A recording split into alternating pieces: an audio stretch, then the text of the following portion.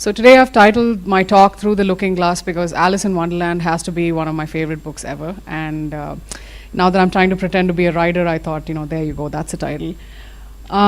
Two of the questions I've kind of started to dread as a working mother are, where are you from? Where are you from? And what do you do? The problem with the first question is that I don't really know where I'm from, given that we travel a lot for work, for sport, occasionally, for other pursuits, for travel. My husband and I both love traveling. So we have so many different places to be in a year that the question, where are you from, becomes very difficult to answer. And the second question is, what do you do? And trying to explain to people that I do all of the above is very, very complicated. So and makes for a very long conversation, especially if you're trying to leave or get in quickly. And I typically tell people that all I do is I read, write, and play, because I think that that symbolizes or sort of captures everything that I do try to do with my time. In looking for a title for my new book, which is a little memoir on sport, on my life in sport, I bought a dictionary and I read the whole thing in one day. It was a Saturday and my husband complained, but you're not cooking. And then I had to remind him that I hadn't been cooking for almost 4 weeks. And then he said, oh, that's right. And he kept quiet. So I thought, okay, that's fine. And in this dictionary, I found a lot of words that I could potentially use for a title. I thought maybe I should title my book Strive, because it gives you that impression that you're reaching higher and faster, stronger, leaner, whatever athletes are supposed to be. But then it also sounded like a self-help book, and given that most days I can hardly help myself, I thought that's not really the thing I'm trying to write. The second title I thought of was Higher Ground, like that UB40 song. And I thought that while every triathlete ingests enough protein to basically levitate and fertilize enough, plenty of forests, I don't think that that should be the title of my book either. I thought I should stick to something a little bit different. So the working title of my book was Anywhere But Home, and I stuck with that because the image that comes to my mind when I think about all the places I've been, all my pursuits, is really a picture of me standing outside of what looks like a very cozy dining room. There are beautiful lights, there's some old Hindi Gana playing in the background, there's probably a lot of good food being cooked, and I see this family that's all happy and taking care of each other at the end of a long day's work. And I'm on the outside wondering if that is my home. So when I think about my pursuits, they have taken me anywhere but home because I could not be in my own comfort zone in order to pursue all of the things that I did. To go from being an engineer who hated exercise, who would make every excuse to sit out of marching class or jumping jacks or whatever you want, you can say whatever you want, but I loathed exercise in all shapes and sizes and forms. To go from that to finishing Ultraman Canada was not a moment's achievement. It did not take just one snap moment, one make it or break it moment. It was actually a culmination of events that got me there, and I think that the unifying thread in that pursuit is probably the work ethic that my parents so famously espoused all their lives. When I got pregnant, I had to re-evaluate my equation with my body because I had changed in many ways that I could not completely articulate. I couldn't run after the first 3 months of pregnancy. I had to slow down. My faculties were slowing down quite a bit. I did not want to bike because I thought that was not very safe. And I kept swimming, but that was a different issue. And my compulsive self, I sort of determine my equation with life through a lot of determination. I have that conversation with life that, these are the things I want to do and I will be very determined about it. And so that determined head came out, when I got pregnant after the 3rd month, and I started to walk. And I picked up walking as an endurance sport. I would walk, several hours in the morning, and when my circumstances allowed it, I would walk even more in the evening. Now the difference between walking and triathlon training is that walking gives you a lot of time to think. You're constantly cloaked with, with many, many different thoughts. And it was around this time that I thought that maybe I should try to write a book. Being the arrogant PhD that I am, I thought, dissertation to likh liya hai, ye ho jayega, koi problem nahi hai. I couldn't be farther from the truth because writing was a completely new exercise. Any artist can tell you that it takes a little bit out of you every time you put your soul into something creative. And so I could not be farther from the truth if I said that writing was easy. Writing was in fact very difficult, and that was the thing that egged me on to kind of finish and say that, look, I would love to put a book out. When I was about 28 weeks pregnant, you cannot be 28 months pregnant, let me get that right. When I was 28 weeks pregnant, my husband and I ended up in this little town in Germany. It was our last trip before our baby came. And he wanted to take me on this path that went along the river Rhine, which is a north-flowing river. I took this walk to be symbolic of the two people that were walking it, because I'm South Indian, a good tam bram, who eats only idlis and dosas. And I'm married to a Punjabi who thinks he's eating good idlis and dosas. And I thought to myself, poor man, he doesn't know better. So I thought to myself, theek hai chalo, I'll go on this walk with him. And he wanted to show me this beautiful stretch of 70 kilometers that he had biked with his friends many years ago. And this little stretch involved us walking for a good 6 to 8 hours of the day, because, we're moving slowly, my football attachment is showing, I'm constantly cranky, I want this, I want that. And so we said, okay, let's do it over 3 days or so. And while we were walking, we were talking about a lot of different peripatetic philosophers. We were talking about philosophers that loved walking. We talked about Marco Polo. He was not quite a philosopher, but he was a traveler who came from Europe and traveled all over Asia and probably saw a lot of different horizons.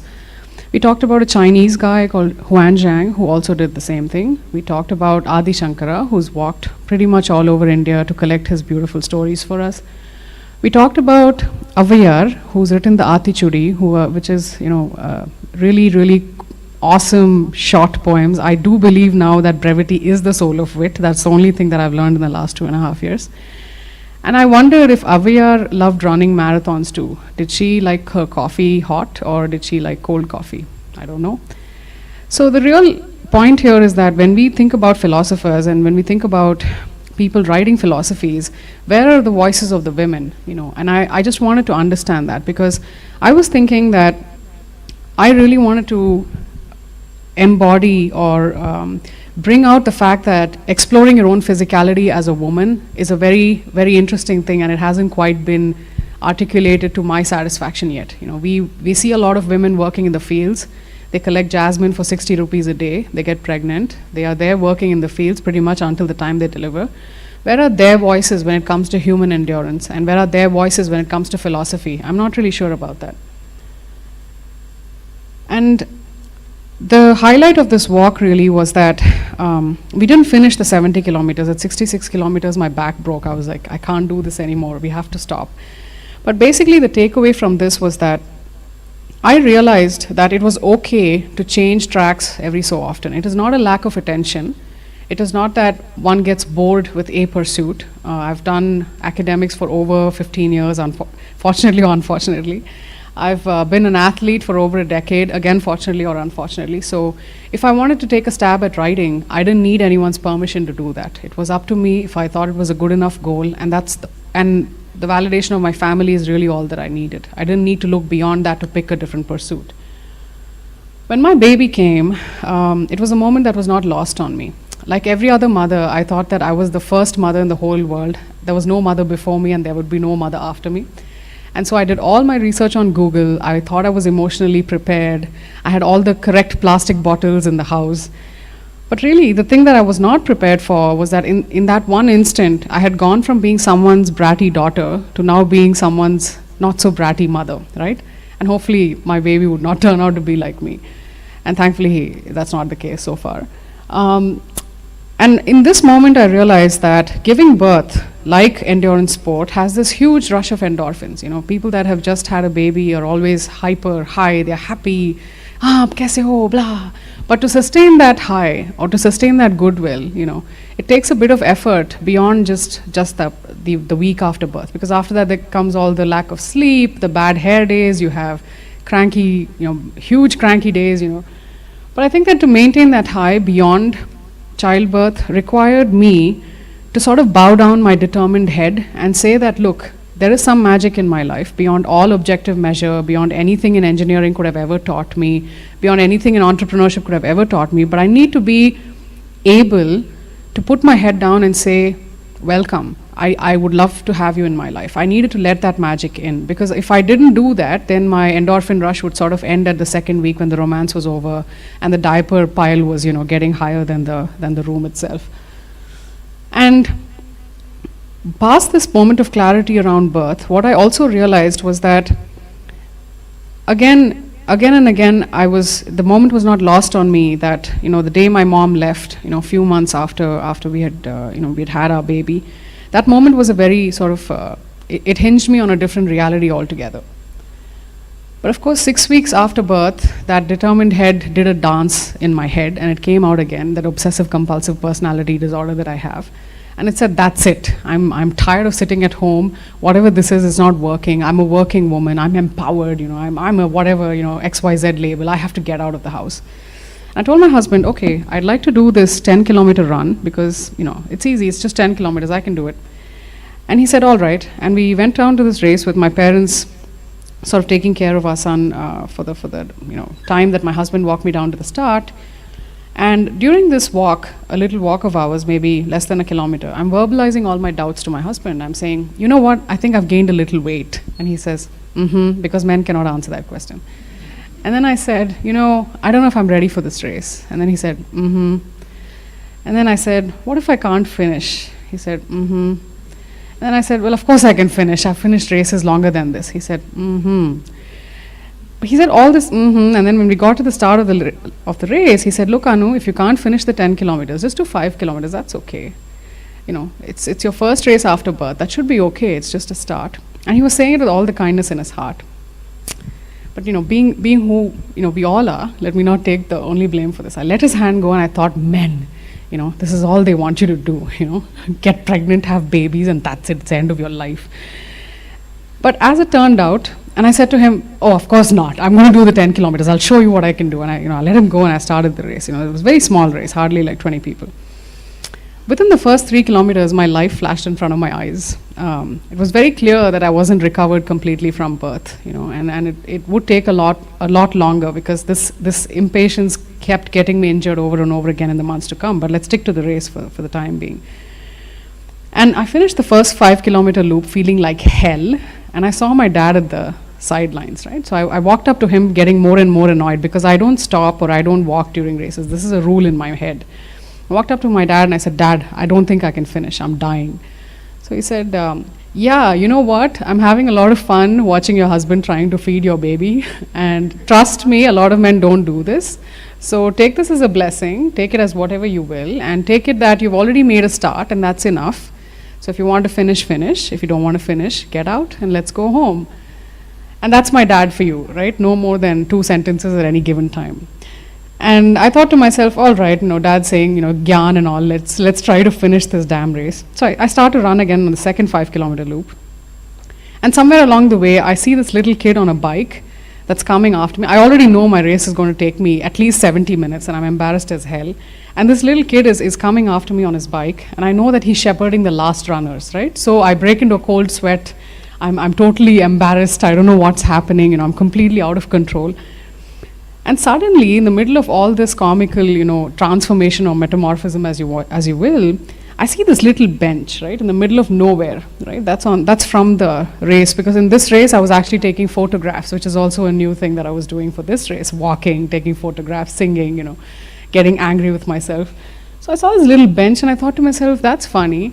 What if I was sitting on that bench right now and watching myself run? What would I look like? Would I look like a complete cauliflower, like, blushing away? I don't know what I would look like. And I thought to myself that, there's this little story about Nala and Damayanti, and, I'm sure you guys know that story, but just to refresh your memory a bit, Damayanti, Nala loses his kingdom in a game of dice. Damayanti is off in the forest. He walks away from her because he feels he doesn't want to, impose his impoverishment on his wife.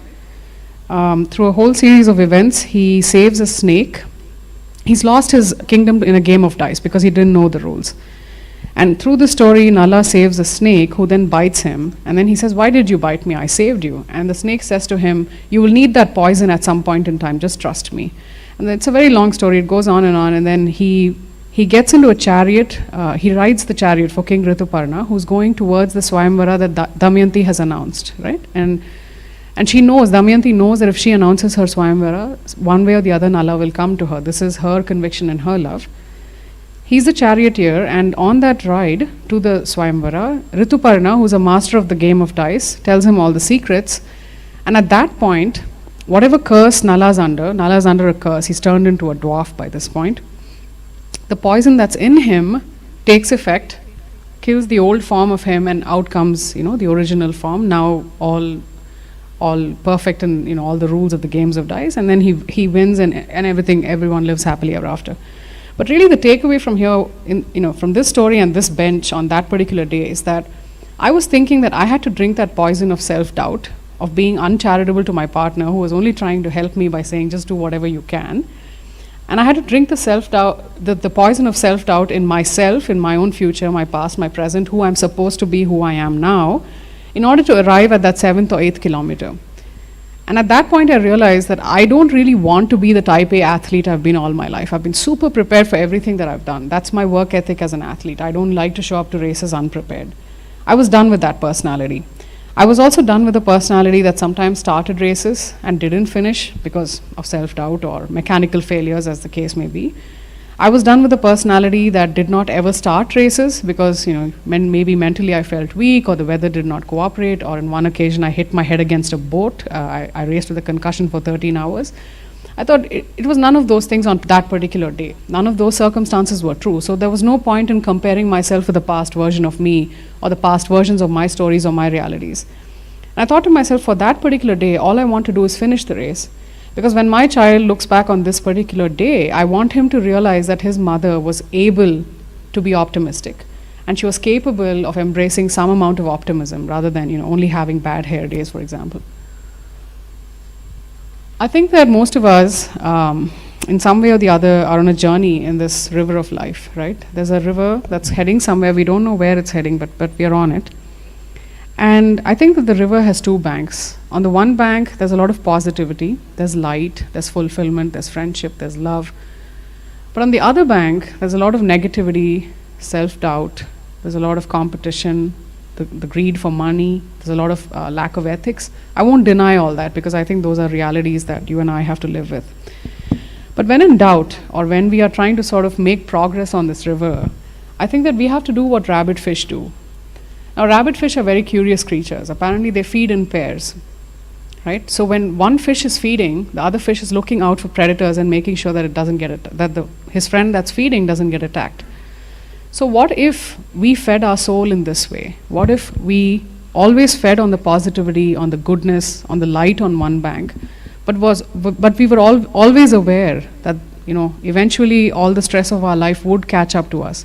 And we sort of watched out for that very consciously, to say that I'm going to guard that side of me that needs the happiness, that needs the fulfillment. And all human beings, I think, at the very base, need that connection to one another, to themselves.